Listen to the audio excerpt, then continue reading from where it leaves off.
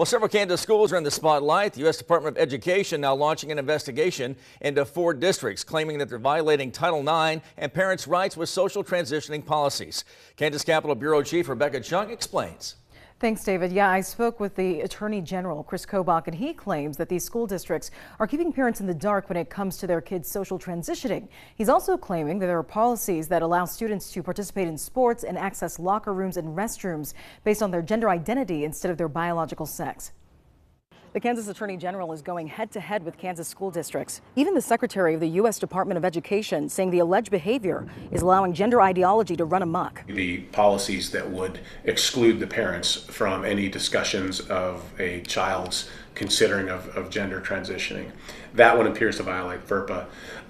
Then you also have the policies involving access to bathrooms that would potentially violate Title IX. Now keep in mind there's a law in place in Kansas that prevents this, but enforcement usually starts with a complaint or lawsuit filed by someone who's directly affected. Districts like Olathe and Shawnee Mission denied having formal social transition policies and said they already involve parents when a student transitions. So do you believe that they're hiding intent behind vague policy language, or is there room for dialogue rather than enforcement here?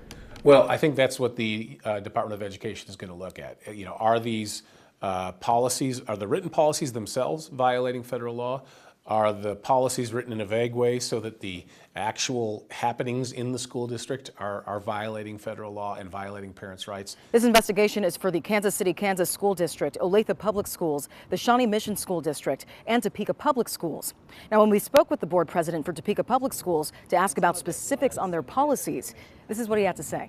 We did get a statement, however, it didn't address whether social transition policies are in place at Topeka Public Schools. So would you be able to clarify what policies are in place and whether they do violate Title IX or FERPA? Yeah, I would. The board supports the statement that's been put out, and I think I would leave it at that. If there are violations found after this investigation and school districts don't comply with the changes, there could be administrative action taken, possibly cutting federal funding or sending this over to the U.S. Department of Justice for litigation. But if there aren't any violations found, the case could be closed without action. And as for the statement from Topeka Public Schools, they say in part, quote, "We are committed to working in partnership with parents, keeping them informed and engaged in all decisions that impact their students' educational experience." Again, no specifics on addressing their policies. David, back to you. All right, Rebecca, thank you. We'll follow this very closely.